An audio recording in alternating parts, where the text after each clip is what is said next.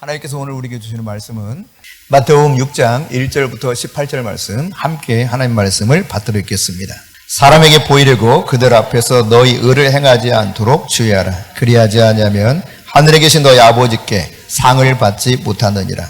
그러므로 구제할 때 외식하는 자가 사람에게서 영광을 받으려고 회당과 거리에서 하는 것 같이 너희 앞에 나팔을 불지 말라. 진실로 너희에게 이르노니 그들은 자기 상을 이미 받았느니라. 너는 구제할 때 오른손이 하는 것을 왼손이 모르게 하여 내 구제함을 은밀하게 하라. 은밀한 중에 보시는 너희 아버지께서 갚으시리라.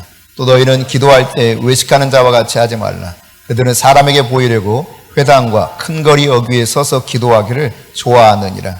내가 진실로 너희에게 이르노니 그들은 자기 상을 이미 받았느니라. 너는 기도할 때 내 골방에 들어가 문을 닫고 은밀한 중에 계신 내 아버지께 기도하라. 은밀한 중에 보시는 내 아버지께서 갚으시리라. 또 기도할 때 이방인과 같이 중언부언하지 말라. 그들은 말을 많이 하여야 들으실 줄 생각하느니라. 그러므로 그들을 본받지 말라. 구하기 전에 너에게 있어야 할 것을 하나님 너희 아버지께서 아시느니라. 그러므로 너희는 이렇게 기도하라. 하늘에 계신 우리 아버지여, 이름이 거룩히 여김을 받으시오며 나라가 임하시오며 뜻이 하늘에서 이루어진 것 같이 땅에서도 이루어지이다. 오늘 우리에게 일용할 양식을 주시옵고 우리가 우리에게 죄 지은 자를 사하여 준 것 같이 우리 죄를 사하여 주시옵고 우리를 시험에 들게 하지 마시옵고 다만 악에서 구하시옵소서. 나라와 권세와 영광이 아버지께 영원히 있사옵나이다. 아멘. 너희가 사람의 잘못을 용서하면 너희 하늘 아버지께서도 너희 잘못을 용서하시려니와 너희가 사람의 잘못을 용서하지 아니하면 너희 아버지께서도 너희 잘못을 용서하지 아니하시리라. 금식할 때 너희는 외식하는 자들과 같이 슬픈 기색을 보이지 말라. 그들은 금식하는 것을 사람에게 보이려고 얼굴을 흉하게 하느니라. 내가 진실로 너희에게 이르노니 그들은 자기 상을 이미 받았느니라. 너는 금식할 때 머리에 기름을 바르고 얼굴을 씻으라. 이는 금식하는 자로 사람에게 보이지 않고 오직 은밀한 중에 계신 내 아버지께 보이게 하려 함이라. 은밀한 중에 보시는 내 아버지께서 갚으시리라. 아멘. 하나님께서 우리를 너무 사랑하십니다. 그래서 하나님께서는 우리를 살리시고 회복시키기 위해서 예수님 이 땅에 보내셨죠. 그 은혜를 우리가 기억하면서 대강절을 함께 지내고 있습니다. 이제 대강절 셋째 주일이 됐는데 그 은혜를 기억할 뿐만 아니라 또 다시 오시겠다고 약속을 우리는 기다리면서 주님 오실 그날을 사모하는 가운데 지내고 있습니다. 그것이 바로 대강절일 텐데요. 우리가 크리스마스 이 절기에 대강절 기억하면서 지키고 있다면 유대인들은 하누카 절기를 지내고 있죠. 성전이 다시 회복되어서 봉헌이라는 뜻을 가지고 있는 하누카 절기. 그래서 크리스마스 시즌하고 아주 거의 유사합니다. 거의 유사해서 하누카 절기를 지내면서 성전이 이방인에게 더럽혀진 이것들을 다시 회복해서 정결하게 한 가운데 하나님께 봉헌해 드렸을 때 그것을 기뻐하면서 빛으로 오신 그 하나님 은혜를 기억하면서 하나님께 그들이 절기로서 하나님 제단을 쌓는 그런 시기이기도 하죠. 오늘 우리가 마태복음 6장 이 말씀 통해서 유대인이 특별히 유대 공동체에서 세 가지 의무처럼 행해왔던 것이 무엇인가, 그리고 이것은 또 오늘 우리에게 어떤 의미를 주고 있는가 같이 생각해 보고 싶습니다. 유대 공동체에서는요, 의무적으로 마치 하듯이 구제, 그리고 기도, 금식 이 세 가지를 했었습니다. 어려서부터 사실 구제를 늘 해야 된다고 가르침을 받았거든요. 그래야 아브라함의 자손이라고 그렇게 그들은 교육을 받았습니다. 아주 갓난 아이들부터 교육을 받은 거죠. 어쨌든 구제와 기도와 금식, 이것은 유대인 공동체 속에 속해 있다면 당연히 해야 될 일 중에 하나였었고, 그런데 이것들을 하게 될 때 먼저 가장 우선적으로 이 원리를 설명하고 있는, 이렇게 하라 원리를 설명하고 있는 것이 있다면 1절의 말씀이에요. 자, 1절을 다시 한번 우리 읽어볼까요? 사람에게 보이려고 그들 앞에서 너희 의를 행하지 않도록 주의하라. 그리하지 아니하면 하늘에 계신 너희 아버지께 상을 받지 못하느니라. 그러니까 사람들에게 보이기 위한 종교적 의무처럼 하지 말라는 것입니다. 이거를 사람이 아닌 하나님 앞에서 하는 태도를 가지라는 이야기죠. 사람을 기쁘게, 사람을 의식하면서 하는 것이 아닌 하나님을 기쁘시게 하는 행동을 하게 될 때 하나님께서 우리에게 칭찬하시고 또 우리에게 필요한 상급을 주실 것을 오늘 예수님께서 이 산상수훈 교훈 통해서 말씀해 주고 있는데, 2절에 보면은 우리가 이 종교적 삶을 살아가게 될 때 누구의 영광을 구하느냐예요. 누구의 영광을 구하느냐. 하나님의 영광을 진짜 구하면서 하나님 앞에 서기를 원하는 것인지, 아니면 사람의 영광을 구하면서 사람의 칭찬을 받기를 원하는가. 주님께서는 이 부분을 분명히 하기를 원하십니다. 만일에 사람에게 영광을 구하기 원한다면 너희 상을 이미 받았다라고 말합니다. 여기 이미 상을 받았다는 것은 계산이 다 끝났다는 이야기예요. 더 이상 받을 게 없다는 이야기입니다. 계산 다 끝나면 우리 어떻게 합니까? 일반적으로 영수증 딱 해가지고 이제 완불되었고 서로 우리 계산할 게 없다라고 하는 것처럼 여기 이미 상을 받았다라고 하는 것은 그런 의미예요. 사람에게 칭찬을 받고 사람에게 영광을 받으면 하나님께 받을 것이 더 이상 없다는 겁니다. 끝나버렸어요. 네. 그래서 구제를 하든 기도를 하든 금식을 하든 하나님의 영광을 구하면서 하나님 앞에 서는 이 태도를 취하는 것이 매우 중요하다고 하는 사실을 언급하고 있죠. 복음서가 4개의 복음서로 되어 있죠. 네.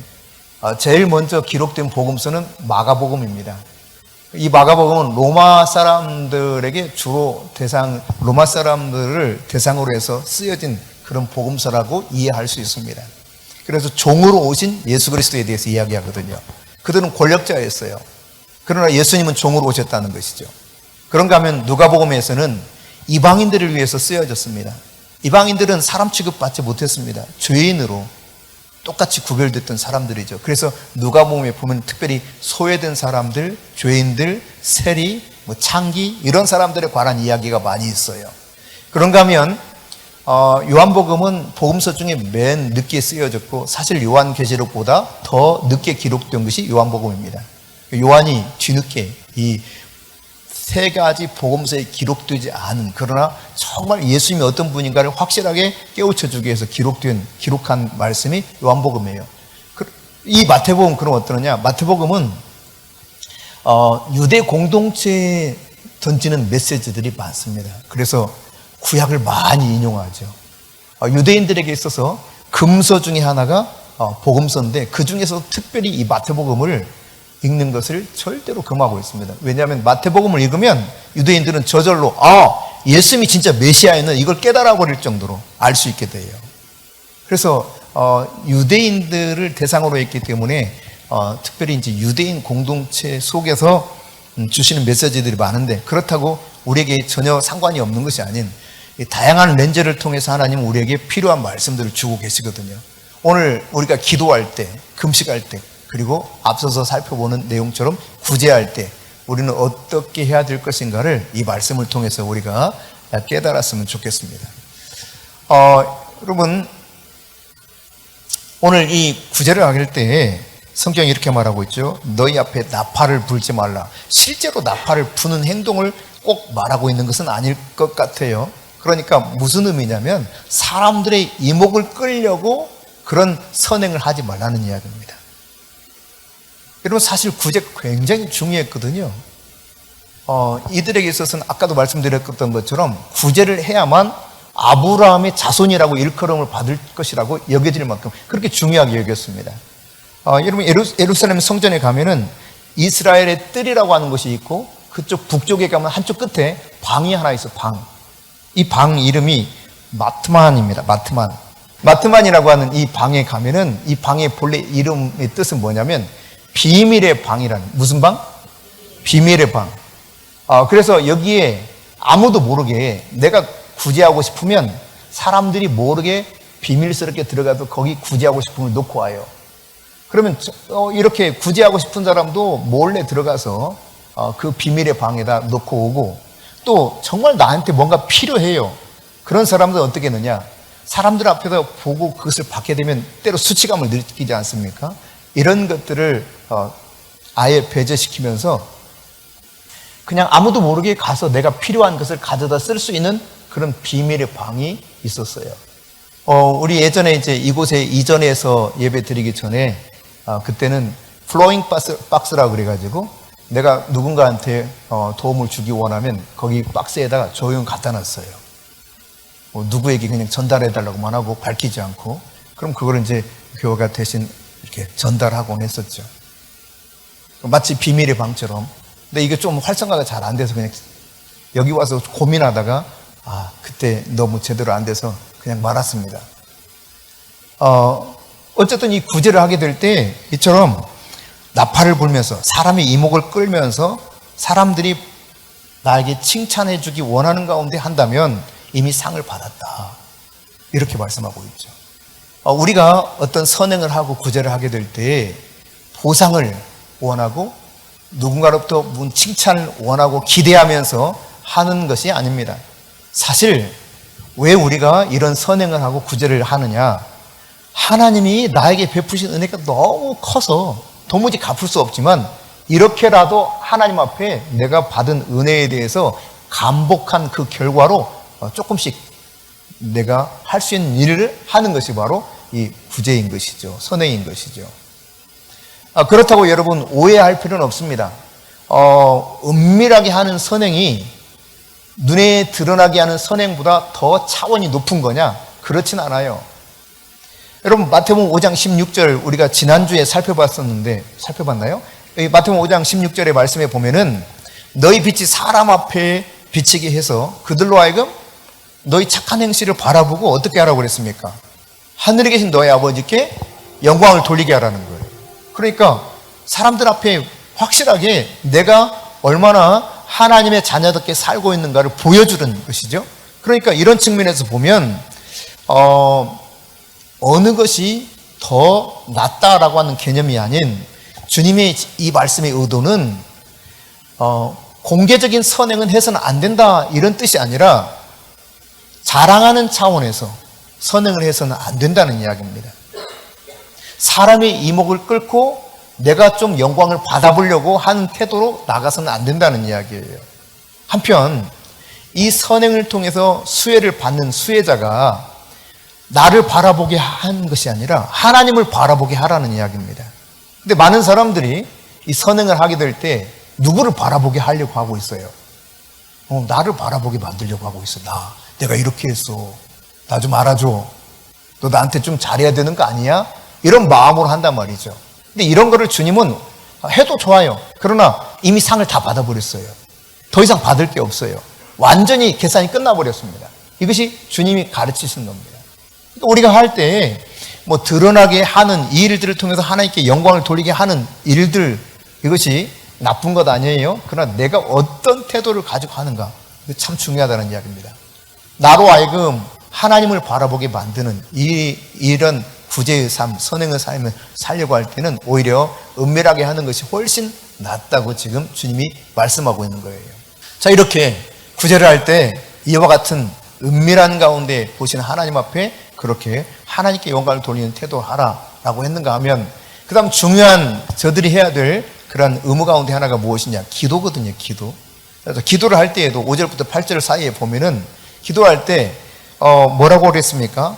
여기 보니까 큰 내거리에서 혹은 회당에서 그냥 사람들 다 보는 데서 일어서서 기도하는 이들의 모습을 이야기하고 있죠. 그렇게 했을 때 하나님은 말씀하고 있는 거예요. 그들은 이미 자기 상을 받았다. 그러니까 여러분 기도할 때 골방에 들어가서 문을 닫고 은밀한 곳에 계신 아버지 하나님께 기도하라. 그러면 은밀한 중에 보시는 아버지께서 갚으시리라. 그래서 이방인처럼 중언부언하지도 말아라. 이미 어떤 말을 하기 전에도 다 아시는 분이시다. 이렇게 말씀하셔요. 그런데 여러분, 그러면 이런 질문을 우리가 한 가지 할 수 있어요. 그러면 은밀한 가운데 기도하는 것만 하나님이 응답하시는가? 공개적으로 하는 기도는 응답을 안 하시는 건가? 아닙니다, 여러분. 모든 기도에 응답하셔요. 하나님은 우리가 구하는 모든 것에 다 응답하십니다. 여기서 말씀하시는 것은 5절에도 이야기하고 있지만 남의 시선을 의식하면서 기도하지 말라는 이야기입니다. 오직 하나님과 나와 독대하듯이 하는 거예요. 그래서 6절에 보면은 너와 나 사이를 계속 반복하는 거예요. 자, 6절만 같이 읽어봅니다. 너는 기도할 때 내 골방에 들어가 문을 닫고 은밀한 중에 계신 내 아버지께 기도하라. 은밀한 중에 보시는 내 아버지께서 갚으시리라. 우리가 공개적으로 함께 모여서 합심하여 기도하고 내가 기도할 때 자연스럽게 회중 예배 가운데 나의 기도를 누군가 다 알고 있죠. 저 사람 참 기도 열심히 하는구나 안 하는구나 알잖아요. 이런 기도가 필요 없다는 의미가 아닙니다. 이 기도해야지요. 그리고 그 기도가 응답이 안 된다는 의미도 아니에요. 다 응답됩니다. 그런데 여기서 지금 말하고 있는 것은 태도를 말하고 있는 거예요. 특별히 이 기도라고 하는 것이 하나님과 나 사이의 개인적인 교통에 초점이 있다는 이야기입니다. 그래서 너라는 표현을 반복해서 말해요. 너는 기도할 때 너의 골방에 들어가. 여기 문을 닫고 그랬는데 너의 문을 닫고 내 문을 닫고거든요. 원문에 보면은 너의 문을 닫고 은밀한 중에 계신 너의 아버지께, 은밀한 중에 보시는 너의 아버지께서 그렇게 기도할 때 그 아버지가 갚으신다. 이렇게 말씀하고 있죠. 여러분이 하나님과 나와의 긴밀한 교통이 기도라고 하는 사실을 기억하십시오. 골방에 들어가라 그랬어요. 이 말은 무슨 말이냐면 하나님만 만날 수 있는 장소로 말하고 있어요. 하나님만 오로지 다른 방해를 받지 아니하고 하나님만 만날 수 있는 그 장소, 거기에서 기도하라는 거예요. 내가 이곳에서 하나님만 만나기 원한다. 이 마음 가지고 기도하는 것이죠. 들어가서 문을 닫고 그랬습니다. 여러분 요즘 골방이 가옥 구조 속에 있어요 없어요? 옛날에는 골방이 있었거든요. 그러나 지금 가옥 구조는 대체로 골방이 없습니다. 그러면 나는 어떻게 골방을 만들어 놓고 기도하느냐? 여러분 뭐 교회가 골방이 될 수도 있는 거예요. 여러분이 하나님과 독대할 수 있는 장소를 만드는 것입니다. 내가 하나님 만날 수 있는 곳. 뭐 개인적으로 여러분이 여러분의 집의 어떤 한 곳을 여러분의 골방으로 만들 수 있겠죠. 소위 이제 워룸이라고 해서 우리가 기도의 방, 영적 전쟁하는 방, 그런 방을 만들어서 한번 해보라 고민하기도 했었는데 저희 딸이 이제 미국에 처음 유학 갔을 때 아무도 모르고 또 그냥 갔기 때문에 그냥 내 워룸이에요 하고 여기 온 것 중에 하나가 옷장 한 곳을 쫙 비워놓고 옷장 한 곳에 그냥 그 책상 하나, 상 하나 펴놓고 거기에 성경 놓고 거기서 성경 읽고 기도하는 거. 이게 내 워룸이다. 그랬었는데 마치 그런 거죠. 하나님만 만날 수 있는 장소를 내가 만드는 것입니다. 그것이 여러분의 구별된 장소, 하나님과 함께 할 수 있는 그 장소가 필요하다. 그렇게 이제 그 장소에서 지속적으로 기도하다 보면은 그 장소 안에 임하는 기름 부음도 알 수 있게 될 거예요. 그런가 하면 여러분 문을 닫고 그랬어요. 이것은 철저하게 사람을 의식하지 아니하고 할 수 있는 상황과 환경을 만들라는 이야기입니다. 자기와 하나님과만 독대할 수 있는 그런 환경을 만들어가는 것이죠. 사람을 의지하지 않고 하나님만 의지하고 하나님께 기도하는 거예요. 우리가 정말 믿음이 있다면 하나님을 바라보고 하나님께 구할 때 하나님 들으셔요, 안 들으셔요? 하나님 분명 들으시죠. 그럼에도 불구하고 어때요? 여기에 대해서 여러분이 지금 동의하면서 말하긴 하는데 하나님께 대한 믿음이 너무 없는 경우가 많은 거예요. 내가 이거 누군가에게 말하지 않으면 하나님이 하나님 과연 진짜로 나의 이 상황을 아시고 응답하실까? 하나님과 마음이 합해지면요, 우리의 이 중심 마음 안에서도 내가 입 밖으로 표현하지 않아도 내 마음 중심으로 드리는 기도조차도 하나님 다 들으십니다. 놀랍게 들으셔요. 하나님은 하나님과 1대1로 교제하기를 원하셔요. 그 하나님은 오늘 7절에 보면은 이 이방인들처럼 또한 중언부언 하지 말라 그랬습니다. 이 중언부언 한다는 말은 의미 없는 말을 계속 반복하는 것을 말합니다. 마치 주문을 외우듯이 막 그냥 반복하는 거예요. 그러니까 유대인들의 잘못이 있다면 외식하는 기도예요. 장소적인 측면에서 딱 사람들이 보이는 장소, 회당 혹은 내거리에 서서, 물론 서서 기도하는 것들이 잘못된 것 아니에요. 성경에서 기도하는 방법 중에 하나가 무릎을 꿇고 기도하기도 하지만 서서 기도하는 것은 일반적인 구약 성경에 나오는 기도 방법 중에 하나거든요. 방법이 잘못됐다는 것이 아니라 사람에게 보이려고 하는 기도, 이것이 문제라는 것입니다. 사람 앞에서는 기도하는 척 하는 거, 이게 문제라는 거예요. 그러니까 유대인의 기도가 외식하는 것이 문제였다면 이방인들의 기도는 기도의 내용이 문제라는 거죠. 저들이 그냥 계속 쓸데없는 말을 반복하는 거예요. 그러나 모든 것을 알고 계신 아버지 하나님이 계시다는 사실을 기억하라는 것입니다. 그래서 8절에 뭐라고 말씀하시느냐? 너희들 그들을 본받지 말고 구하기 전에 너희에게 있어야 할 것을 아시는 너희 하나님 너희 아버지께서 다 아시고 계시니 그 아버지 하나님께 기도하라고 말씀하고 있죠. 그런데 여기 아주 중요한 이야기 중에 하나가 무엇이냐면 하나님을 뭐라고 표현하고 있어요? 아버지라고 말씀하고 있어요. 아버지.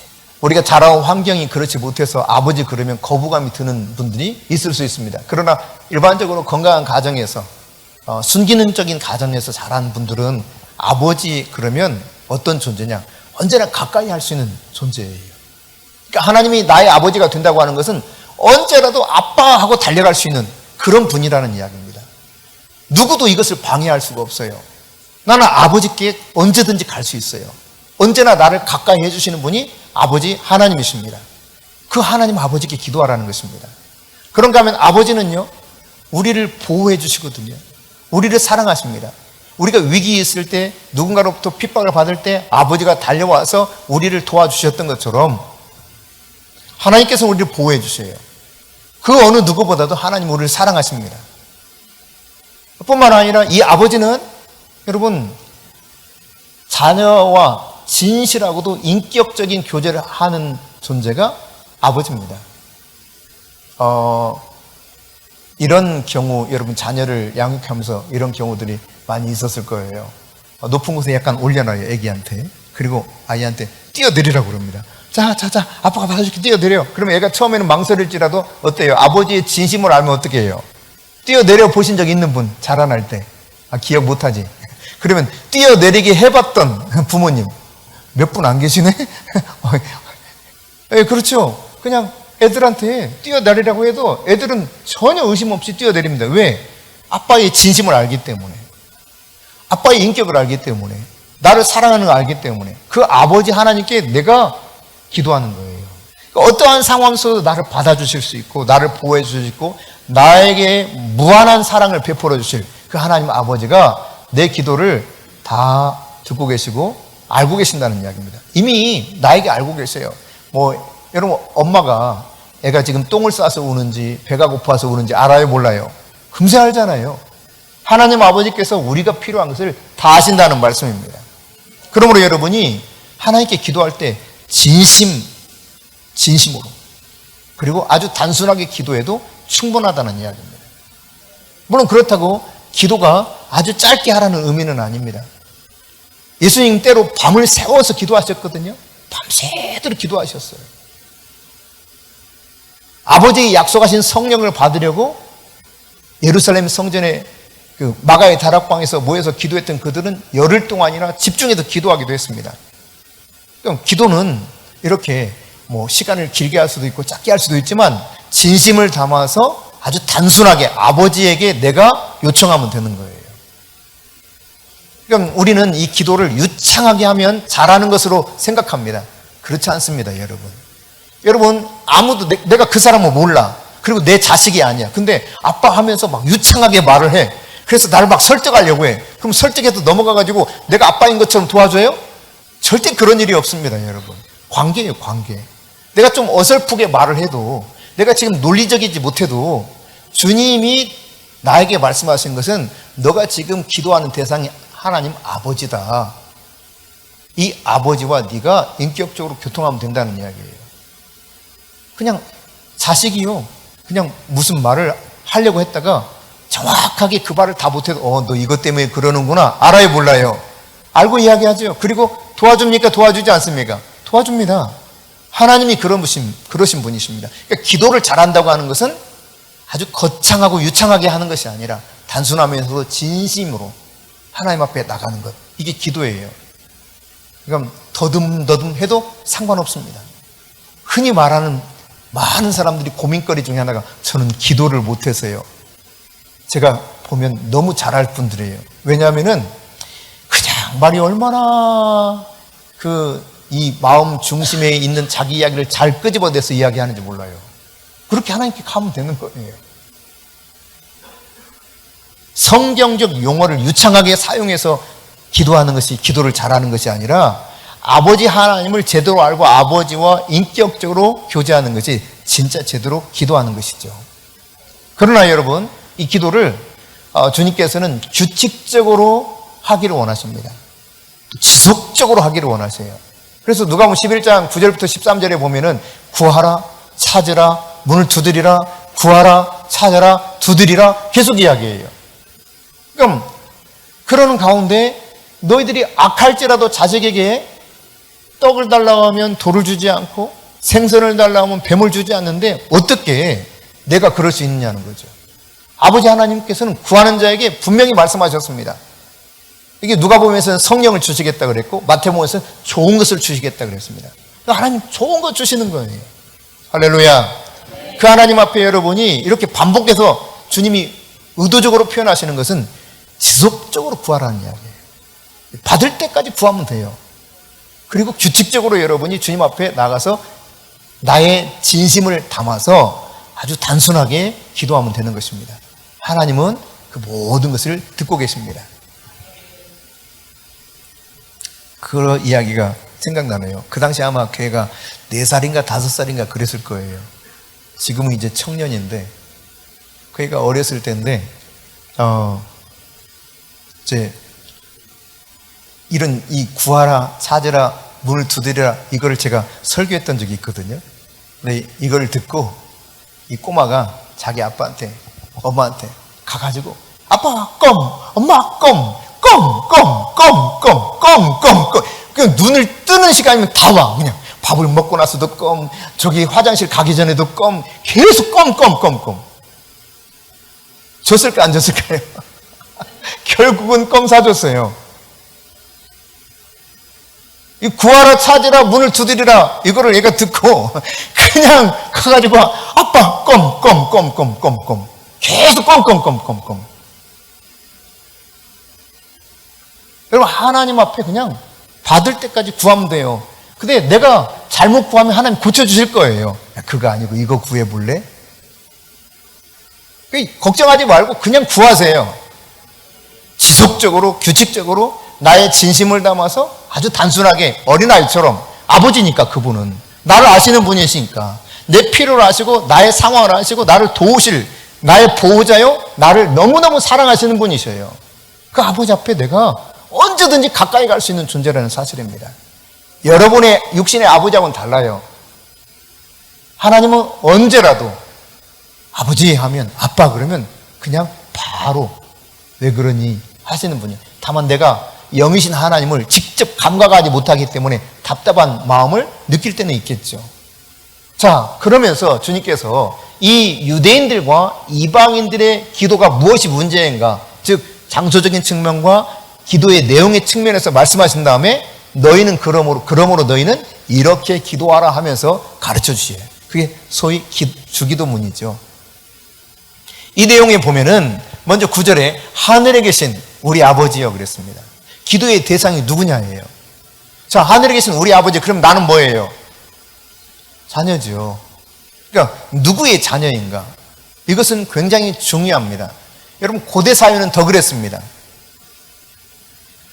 누구의 아들이냐? 그러면 벌써 그 사람의 아들, 그러면 그 사람이 이런 재능을 가지고 있었지. 그러니 이 아들도 그런 DNA에 따라서 이런 재능이 있을 거야. 짐작하게 만들죠. 그리고 누구의 아들 그러면 족보를 다 떠올리게 만들어요. 그리고 쭉 올라가서 그렇구나. 누구의 아들이다 그러면 이 사람이 어떤 직업을 가지고 있는가도 짐작할 수 있습니다. 왜냐하면 대대로 주로 그 직업을 이렇게 가지게 만들었거든요. 이민사회에서 이런 이야기 있어요. 이민을 가가지고 공항에 나를 마중 나온 사람이 누구인가가 굉장히 중요하다는 거예요. 들어보신 적 있어요? 그렇게 이야기하시더라고요. 이민사회 정착하신 목사님이 그러세요. 공항에 누가 마중 나갔는가, 처음 마중 나갔는가, 이게 중요하다는 거예요. 왜 그러냐면 거의 대다수가 그 마중 나온 사람 직업을 따라간대. 왜냐하면 여러분 언어가 요즘 이제 그 영어를 잘하는 아이들이 워낙 많아져서 조금 다르지만 과거에 어땠어요? 아무리 공부를 많이 한 교수고 의사고 뭐 대단한 기자고 한다 할지라도 영어가 안 돼. 그러니까 결국 자기 마중 나온 사람한테 근데 당신 뭐 하고 있어? 그럼 나도 그거 할까? 이렇게 따라가는 경우가 거의 대다수였다는 거예요.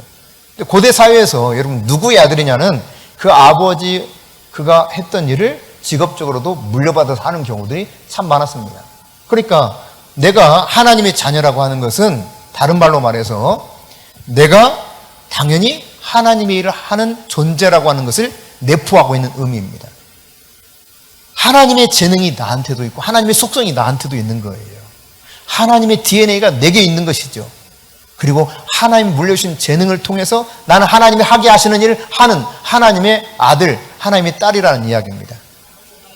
그 아버지 하나님께 내가 기도하는 거예요. 그런데 여러분 하늘에 계시다 그래서 하늘, 이것은 공간적인 개념을 말하는 것이 아닙니다.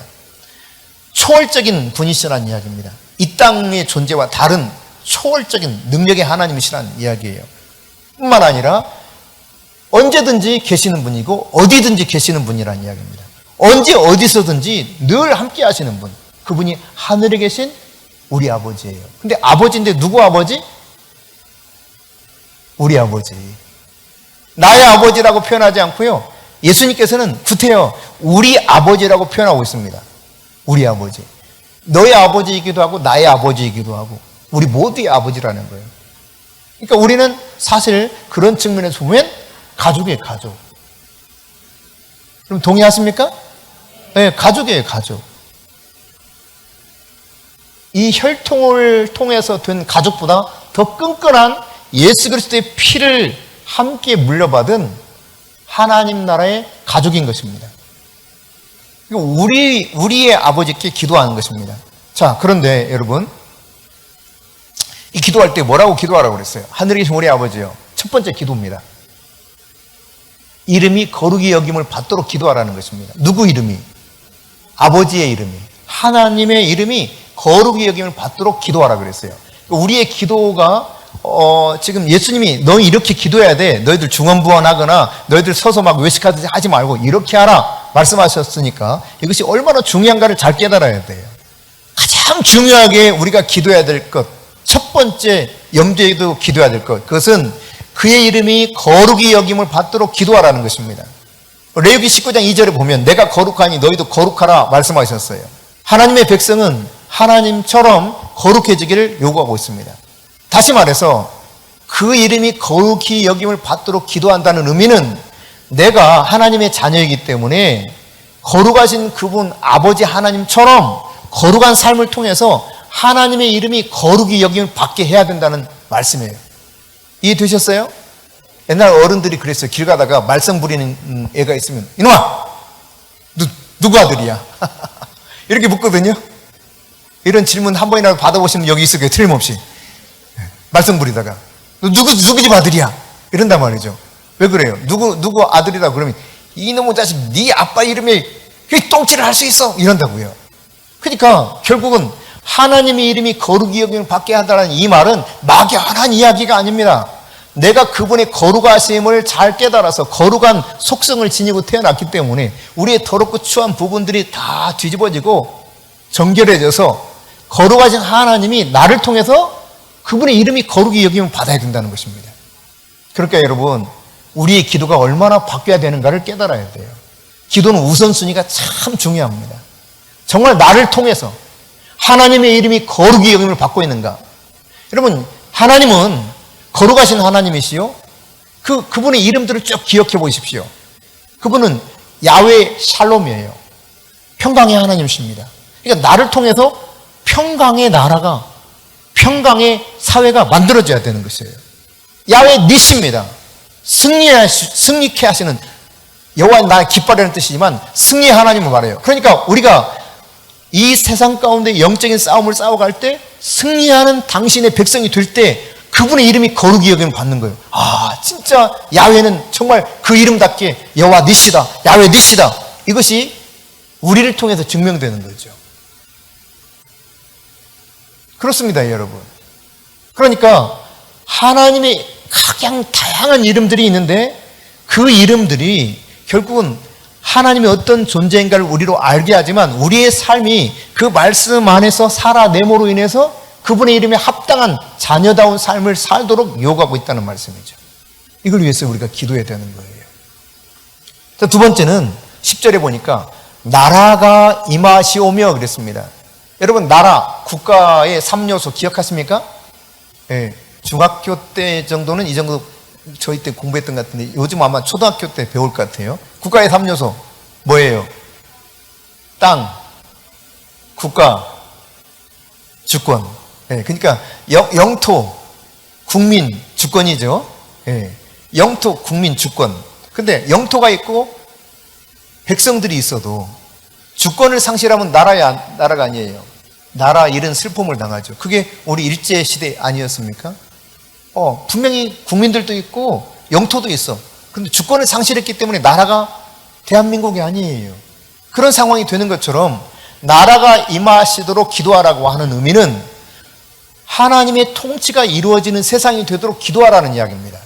그분의 다스림을 받는 모든 영역들 속에서 그분의 다스림을 받는 삶이 회복되어야 된다는 이야기예요.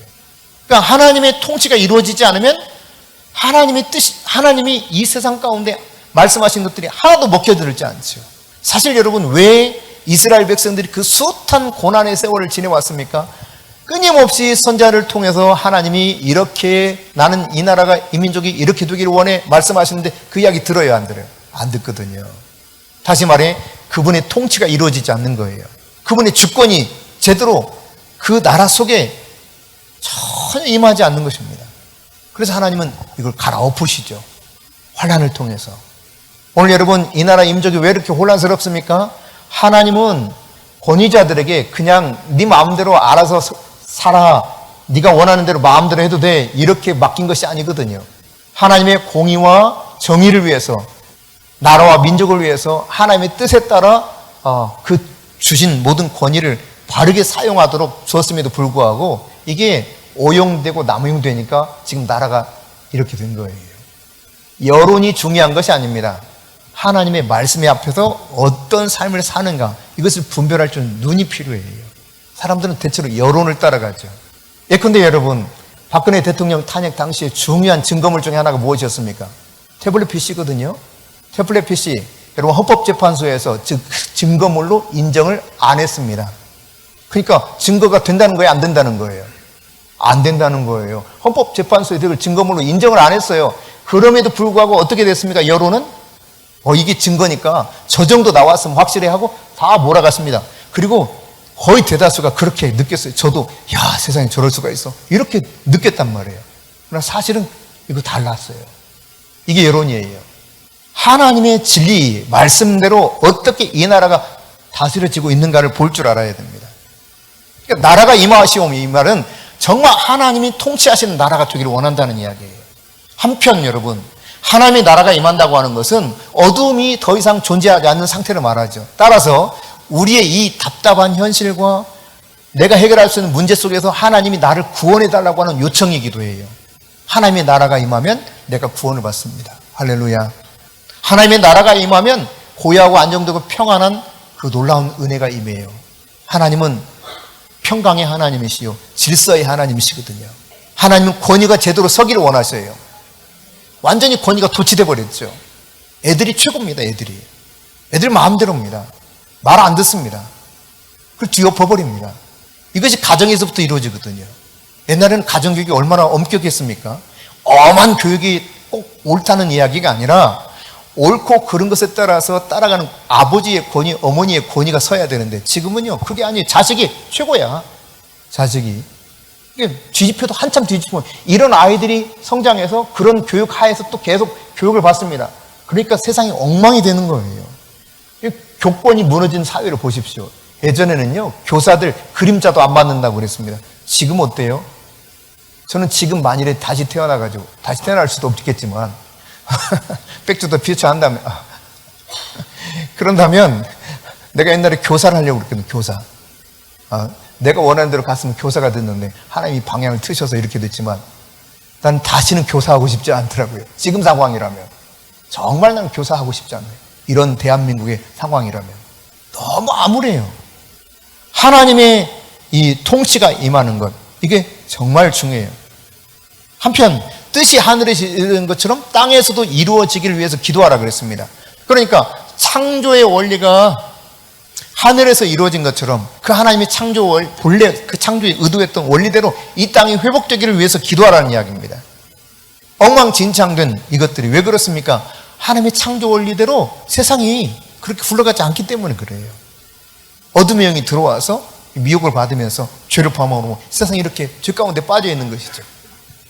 그럼 11절에 보니까 이제 우리를 위한 기도를 하고 있어요. 지금까지는 하나님을 위해서 기도했습니다. 첫째, 그 이름이 거룩히 여김을 받으시고 나라가 하늘에서 이루어진 것처럼 땅에서 이루어지도록. 그리고 세 번째는 뭐였어요? 뜻이 하늘에 이루어진 것처럼 땅에서도 이루어지도록.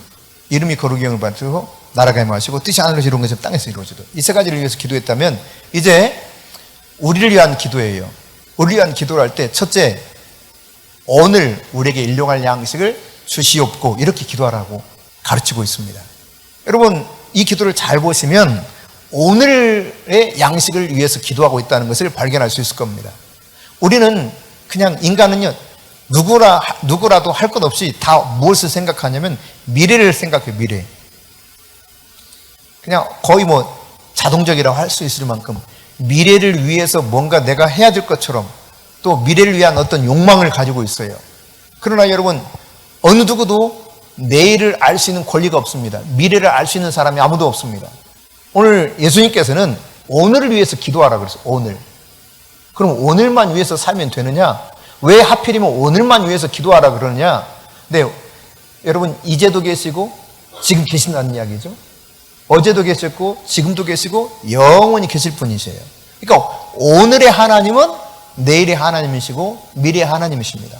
오늘 내가 그 하나님을 의지해서 기도하고 있다면, 그리고 그분이 나의 기도를 들으신다면 내일 들으셔야 안 들으셔요? 들으시는 거예요. 만나 이야기를 잘 아실 것입니다. 이스라엘 백성들이 만나를 구하러 가죠. 그런데 자기가 먹을 하루 분량만 거두어 드리라 그랬어요. 만일에 더 거두어 드리면 어떻게 된다고 하나님 말씀하셨습니까? 썩어버린다 그랬습니다. 한편 몸이 불편하거나 사정이 있어서 만나를 거두러 가지 못하는 사람이 있으면 대신 가져올 수 있다는 거예요. 그래서 그 사람 대신 이 만나를 가져올 수 있었습니다. 하지만 내일의 양식까지가 아니라 오늘의 양식이었어요. 이것은 다르게 말하면 늘, 날마다, 매일매일 하나님을 의지하고 살라는 이야기거든요. 우리가 기도할 때도 마찬가지입니다. 미래를 염려하지 마세요. 대부분의 기도가 염려하면서, 걱정하면서 미래에 대한 그런 염려 때문에 하는 것들이 많은데, 하나님은 너 오늘 하루만으로도 족하다는 겁니다. 오늘의 하나님은 변함없이 내일도 여러분을 도우실 것입니다. 여러분의 기도를 들으실 것입니다. 오늘의 양식, give us this day our daily bread 그랬거든요. this day, 오늘이에요, 오늘. 그런데 여기 보니까 뭐라고 되어 있냐면 오늘의 양식인데 누구의 양식이에요? 우리의 양식이에요. 공동체입니다. 나만의 양식이 아니에요. 내가 공부해서 내 지식을 쌓아서 내 것 아니에요. 우리에게 뭔가 돌려줘야 될 것이라는 이야기입니다. 나에게 뭔가 재능이 있어 이 재능을 개발해서요. 누구 거예요? 내 것처럼 생각하지만 그게 아니에요. 우리를 위해서 써야 되는 거예요. 내가 열심히 일해서 물질을 모았어요. 누구 거예요? 주님은 우리 거라는 거예요. 우리. 공동체를 이야기합니다. 유대사회에서 공동체는 무척 중요했고 예수님께서도 이 기도를 할 때 공동체적인 기도를 가르쳐주고 있다는 사실을 기억하십시오. 그러므로 여러분이 나를 위해서 욕심을 내려놓지 못하면 예수님께서 누가복음 12장에 어리석은 부자에 대해서 이야기하거든요. 이 부자는 우리가 봤을 때 굉장히 현명해. 왜냐하면은 열심히 일했더니 너무 잘 돼. 그래서 어디 쌓을 곳이 없어요. 그래서 이대로는 안 되겠는데 내년에는 도무지 여기다 다 가둘 수가 없겠어. 넣을 수가 없겠어. 더 많이 넣어야 되겠어. 그래서 창고를 더 이렇게 넓히고 거기에 차곡차곡 다 쌌습니다. 그랬더니 진짜 그대로 더 그냥 꽉 찼어요. 그런 다음에 이 사람 뭐라고 생각해요? 기쁘다. 내 영혼이 만족스럽다 그래요. 근데 주님이 이런 말씀하시죠. 이 어리석은 사람아, 내가 오늘 밤 네 영혼을 도로 찾으리니 이렇게 차곡차곡 네가 쌓아놨던 거 이거 누구 것이 되겠냐? 이렇게 질문하셔요. 나를 위해서 살도록 만들지 않고 있다는 것을 늘 염두에 둬야 됩니다. 근데 나만 위해서 살려고 해요. 이게 문제인 거예요. 근데 이 문제의식을 갖지 못해요, 사람들이. 다른 사람을 위해서 살기가 너무 어려운 거야. 여러분, 사랑하기 위해서는 시간과 물질을 내어줄 수 있어야만 사랑할 수 있는 거 아니에요? 맞아요, 틀려요, 여러분? 그렇지 않습니까? 하나님을 전심으로 사랑하는데 둘째 계명도 이와 같다 말씀하시면서 무엇을 말합니까? 내 몸처럼 그도 사랑하라 그러거든요. 기꺼이 그 사람을 위해서 내가 희생할 수 있어야 진짜 사랑하는 거예요. 시간을 내어줄 수 있어야 되고, 필요한 때로는 물질도, 재능도 기꺼이 줄 수 있어야 돼요. 오늘 우리의 양식을 위해서 기도하라. 나의 양식이 아니라 우리의 양식이라고 하는 이 개념을 우리가 가진다면 공동체가 얼마나 중요한가를 이해할 수 있을 겁니다. 12절에 보면은 우리가 우리 죄를 사해준 것처럼 우리 죄를 사해달라고 기도하라고 그랬습니다. 여기 죄라고 하는 것은 율법에 명시된 하나님과 이웃에 대해서 무언가를 하도록 한 이것들, 하나님의 명령이 있죠. 이것을 명백하게 위반한 사실들에 대해서 이야기합니다. 그 하나님께서 말씀하시고 계신 것이죠. 너 명백하게 하나님 그 이웃을 위해서 뭔가 죄를 범했거든, 이 죄를 먼저 그에게 용서를 선포하라는 거예요. 그래야 너도 하늘 아버지께서 용서해 줄 것이다 말씀하고 있습니다. 유대 격에는 이런 이야기가 있어요. 죄 지은 자를 용서하지 않고는 눕지 말아라. 에베소서 말씀에도 그런 거 있죠.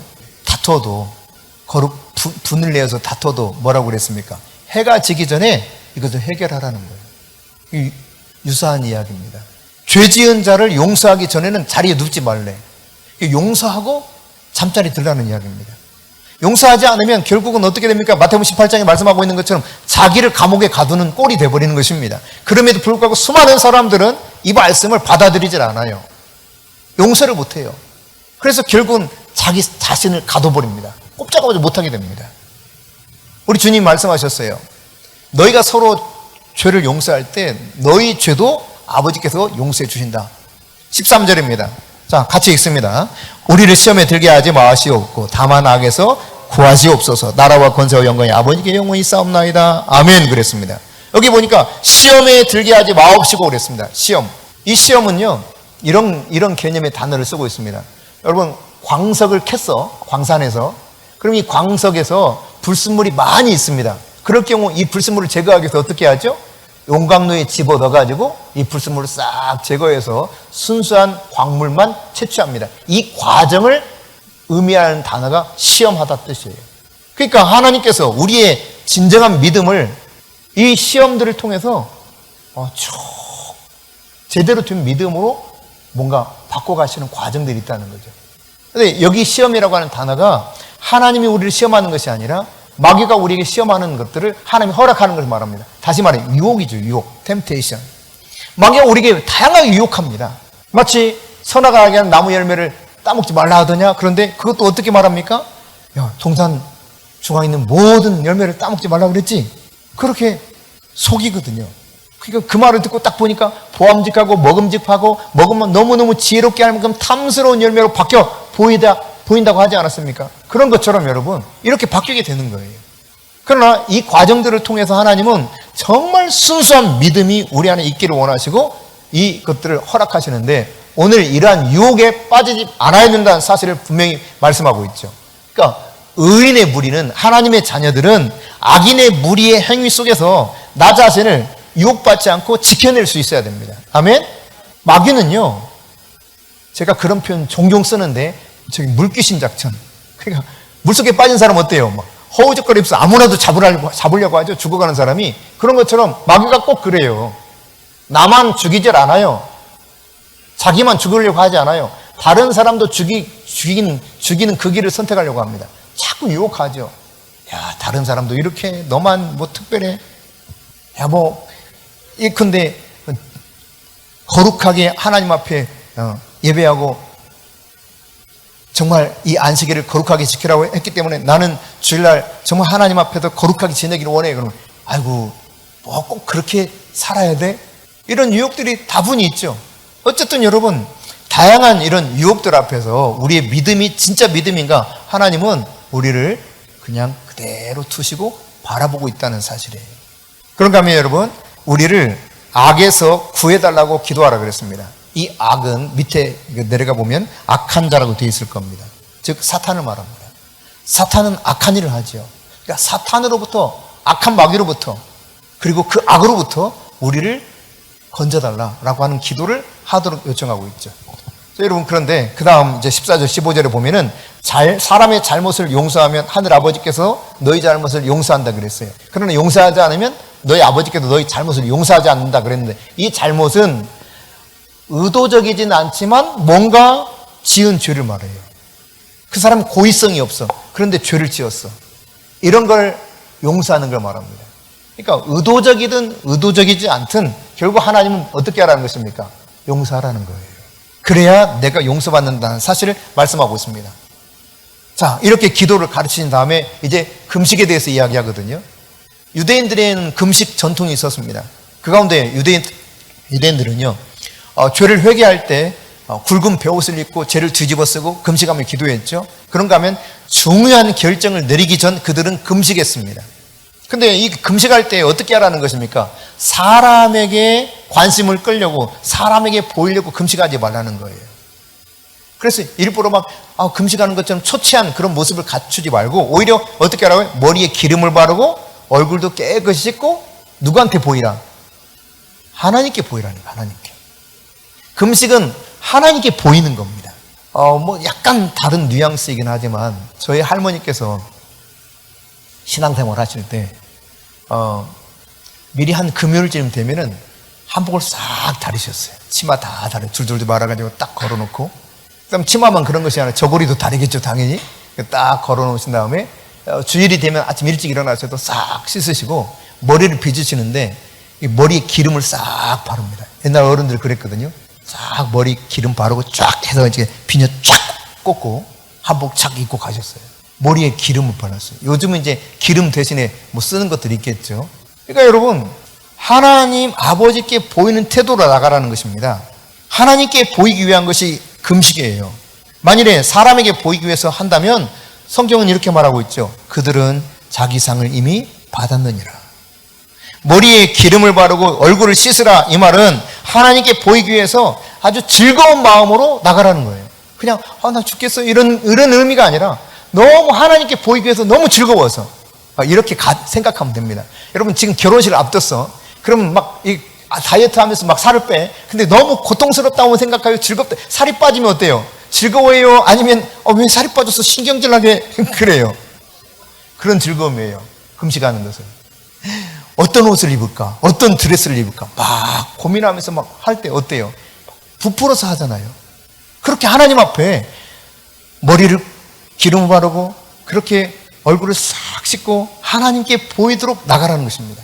이게 바로 금식이에요, 금식. 이게 금식의 자세인 것입니다. 정리해서 말하면 이 유대인들의 그 세 가지 의무적인 구제, 기도, 금식이라고 하는 이것이 결국 사실 하나님 기쁘시게 하는 것들이거든요. 그럼 어떻게 진짜 하나님을 이것들을 통해서 하나님을 진짜 기쁘시게 할 수 있는가? 먼저 여러분, 이 말을 통합적으로 생각해 봤을 때 사람에게 보이고자 하지 말라는 것입니다. 그러면 하나님이 기뻐하지 않는다는 것이죠. 하나님 받아들이지 않는다는 것이죠. 이미 그는 상을 받았다 그랬습니다. 하나님께만 보이면 돼요. 하나님께만. 아멘. 그럼 기도할 때 여러분, 분명히 예수님께서 가르쳐주신 기도는 개인의 필요에 집중하는 것이 기도가 아니라고 가르쳐주고 있어요. 기도는 먼저 하나님의 뜻과 하나님의 나라, 하나님의 이름이 거룩히 여김 받는 것, 이것을 위해서 기도하라는 것입니다. 이게 먼저 돼야 된다는 거예요. 여러분, 어떤 것을 먼저 하느냐가 굉장히 중요하다는 것 아시죠? 특별히 하나님 나라에 있어서는 이 우선순위가 너무너무 중요합니다. 개인의 필요를 위해서 기도하는 것이 아니라 오히려 공동체의 필요를 위해서 구하도록 하나님 말씀하고 있다는 사실을 깨달아야 됩니다. 그러니까 나만 위해서만 살아서는 안 된다는 거예요. 그러니까 누군가를 위해서 내가 기도해야 돼요. 그 사람을 위해서 기도해. 그것은 곧 나를 위한 기도예요. 그런가 하면 여러분, 구제할 때 이야기를 하고 있죠. 구제를 부지런히 하도록 이야기하고 있는데 이것과 맞물려서 사실 19절 이하에서는 재물에 관해서 쭉 언급을 해요. 보물을 땅에 감춰두지 말고 하늘에 쌓아두라 이야기하거든요. 앞서 잠깐 언급드렸지만 이들은 중요한 이 귀중품이 있거나 돈이 있으면은 때로 동굴 안이나 땅속에 묻어뒀다고 그랬죠. 그렇게 하지 말라는 거예요. 우리 하늘에 쌓아라. 하늘에 쌓는 방법 중에 뭐냐? 구제를 지금 이야기하고 있는 것이죠. 이 신약 성경에 보면 이게 이제 특별히 구약적 배경 속에서 유대인들에게 강조점이 있다면 대체로 신약에서는 선교에 초점이 맞춰져 있습니다. 하나님을 위해서 물질을 사용하도록 말씀하고 있는 거예요. 여러분들이 봉사할 것 혹은 이 선교할 것에 대해서 신청을 하시도록 이 신청서를 나눠드렸는데, 오늘도 나눠드렸는데, 하나님이 나에게 요구하시는 것을 먼저 하라는 이야기죠. 부활을 땅이 아닌 하늘에 쌓아두라는 이야기입니다. 그래서 여러분, 이 19절 이하에 보면은 네 마음이 어디 있느냐? 네 물질이 있는 곳에 있다 그랬습니다. 너의 보물이 있는 곳에 네 마음이 있다 그랬고, 하나님과 재물을 동시에 주인으로 섬길 수 없다는 거예요. 두 주인 섬길 수 없다는 것입니다. 그럼에도 불구하고 염려하는데 뭘 염려하느냐? 먹을 것, 마실 것, 입을 것 염려해. 먹고 마시는 거 이거 목숨보다 중요하냐? 입을 거 네 몸보다 중요하냐? 그런데 봐라, 새들을 봐라.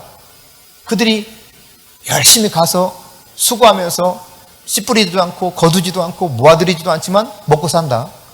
드레핀 백합화를 봐라. 그들이 뭘 대단히 하냐? 그러나 그 어마어마한 영광의 옷을 입었던 솔로몬의 옷보다 드레핀 백합화가 얼마나 아름답냐? 이 백합화에 대해서 해석이 여러 가지가 있습니다. 각가지 종류의 꽃이다. 어떤 사람은 아네모네다. 이야기하는데 어떤 것이 있든 상관없습니다. 얼마나 여러분 꽃이 아름다워요? 그냥 하나하나 뜯어보면 뜯어볼수록 참 예쁘거든요.